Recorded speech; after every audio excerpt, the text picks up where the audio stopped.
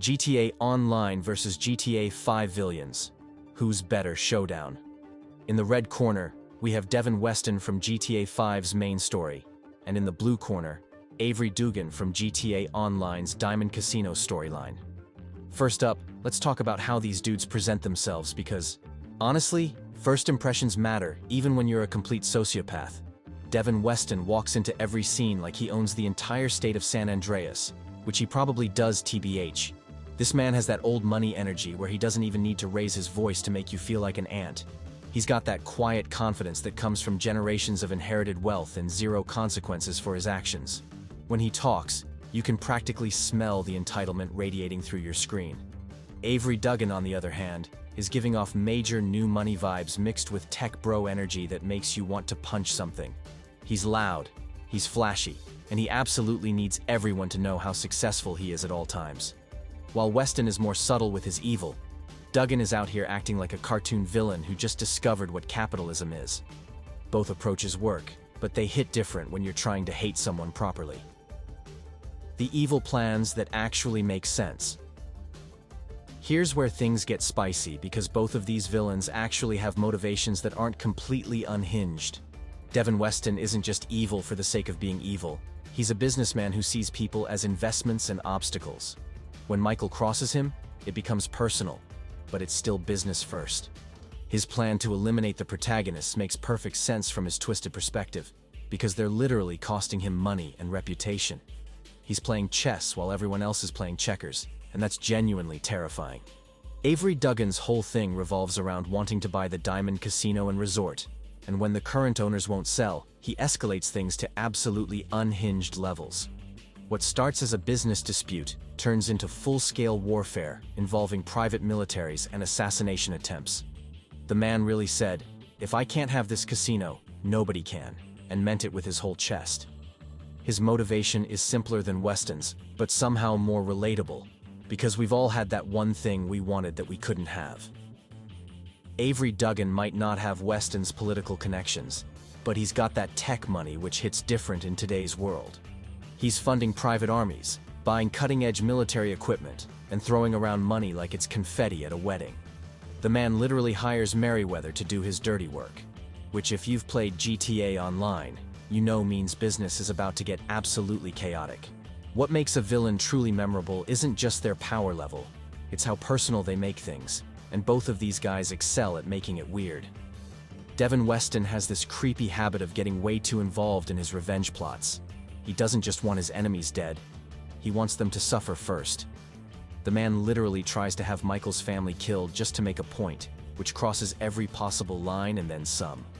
Avery Duggan takes a different approach by being that annoying rich guy who thinks his money makes him untouchable. I'm giving this round to Weston, and here's why.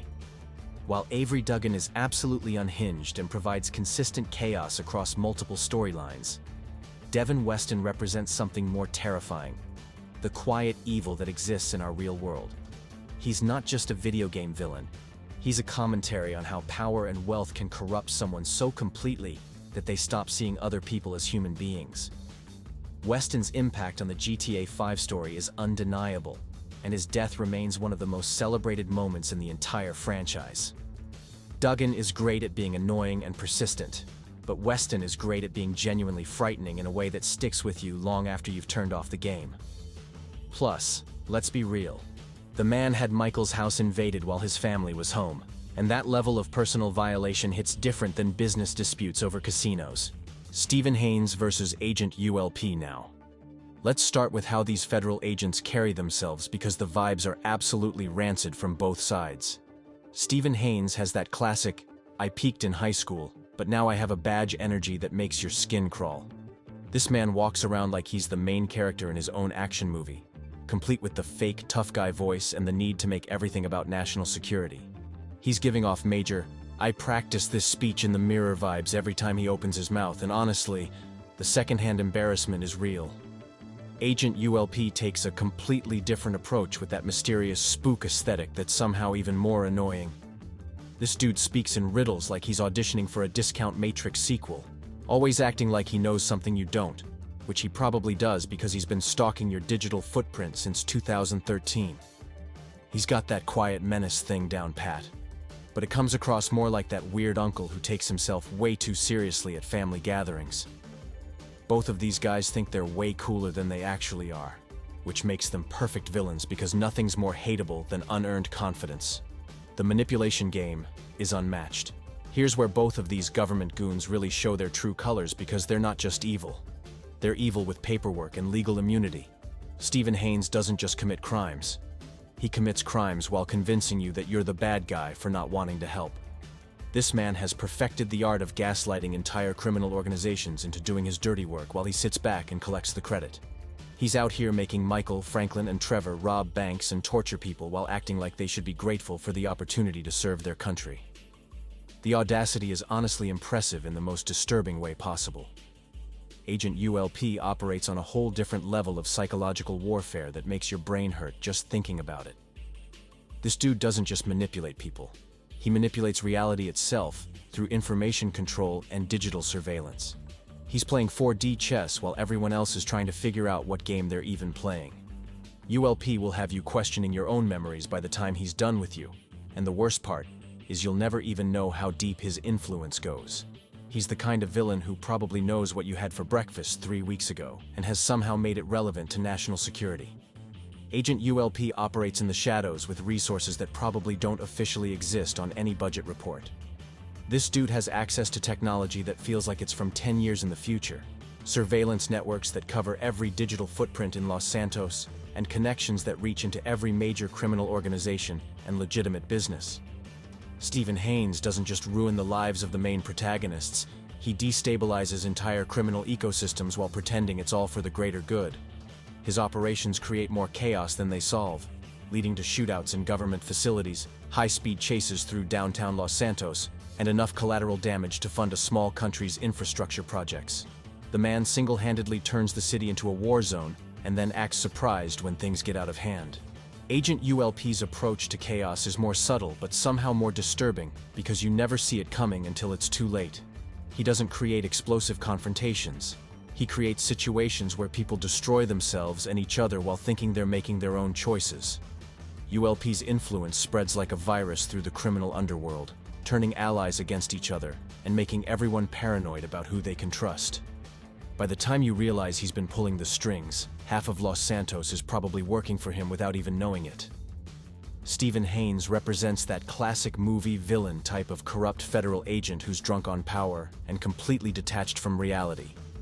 He's over the top in a way that feels almost cartoonish, but then you remember that people like him actually exist in real life, and suddenly it's not funny anymore. His motivations are simple. He wants glory, recognition, and to feel important, which makes him predictable but also relatable in the worst possible way. Agent ULP taps into modern anxieties about surveillance, data privacy, and digital manipulation that hit way too close to home for comfort. I'm giving this round to Agent ULP, and here's why this was actually a tough call. Stephen Haines is absolutely despicable and represents classic government corruption in a way that feels familiar and satisfying to hate. His over-the-top villainy makes him memorable, and his comeuppance feels earned, which is everything you want from a traditional antagonist. But Agent ULP wins because he represents something more insidious and modern that feels genuinely unsettling. While Haines is loud and obvious about his corruption, ULP operates in the shadows using methods that feel uncomfortably realistic, given our current digital surveillance landscape. He's not just a villain you can defeat and move on from. He's a constant presence that makes you question everything and everyone around you. That psychological impact gives him the edge because the best villains are the ones that stick with you long after the credits roll. Madrazo vs. El Rubio next. Martin Madrazo has that classic old-school gangster energy that's equal parts intimidating and genuinely terrifying. This man carries himself like he steps straight out of a Scarface movie, complete with the gold chains, expensive suits, and that aura of violence that follows him everywhere. He's got that quiet confidence that comes from decades of being the most dangerous person in any room. And honestly, you can feel the threat level spike every time he appears on screen. El Rubio takes a completely different approach with that eccentric billionaire drug lord aesthetic that's somehow even more unsettling. This dude has turned his private island into a fortress/party destination/personal torture chamber. and he acts like that's completely normal behavior. He's giving off major, I have too much money and not enough therapy vibes, walking around in Hawaiian shirts while casually discussing murder like it's a weekend hobby. The contrast between his laid-back island paradise setting and his absolutely psychotic personality creates this cognitive dissonance that makes your brain hurt. The business models that actually work. Here's where we need to talk about how these crime lords built their empires, because their success stories are genuinely impressive in the most horrifying way possible. Martin Madrazo runs his operation like a traditional family business that just happens to involve massive amounts of violence and drug trafficking. He's got legitimate fronts, political connections, and a reputation that spans generations, which means his power base is rock solid and virtually untouchable. When Madrazo makes a threat, people take it seriously because his family has been making good on those kinds of promises for longer than most people have been alive. El Rubio represents the new generation of drug lords who've embraced technology and globalization to build criminal empires that previous generations could never have imagined. This man has turned Cayo Perico into a self-contained criminal state with its own military, surveillance network, and international connections. He's not just running drugs. He's running a diversified criminal corporation that includes arms dealing, human trafficking, and probably cryptocurrency scams on the side. His operation is so sophisticated that it makes traditional cartels look like corner store dealers. El Rubio takes petty to astronomical levels that would make reality TV stars jealous. This dude doesn't just want revenge on people who cross him. He wants to psychologically destroy them while making it as personal and humiliating as possible. Martin Madrazo operates out of his family compound in Vinewood Hills, which is basically a fortress disguised as a mansion. The place screams old money cartel power with its high walls, armed guards, and that general atmosphere of barely contained violence. It's the kind of location that makes you understand why people don't cross the Madrazo family, because getting invited there feels more like being summoned to your own funeral. El Rubio manages his criminal empire like a tech startup run by someone who's never heard of human resources. El Rubio operates on a completely different threat level because his wealth and isolation have made him essentially untouchable through conventional means. This man has created his own little criminal kingdom where normal rules don't apply, and his psychological instability makes him completely unpredictable. You never know if he's going to try to kill you, recruit you, or invite you to a pool party, and honestly, all three options are equally terrifying when they're coming from him. I think winner is El Rubio, and this decision was honestly harder than I expected. Martin Madrazo is absolutely iconic and represents everything classic and terrifying about traditional organized crime. His presence in GTA 5 is memorable, his threats feel authentic, and his role in the story is perfectly crafted to make players understand the stakes they're dealing with. But El Rubio wins because he represents evolution in criminal enterprise that feels both futuristic and uncomfortably realistic. While Madrazo operates within existing power structures, El Rubio has created his own reality, where he makes all the rules.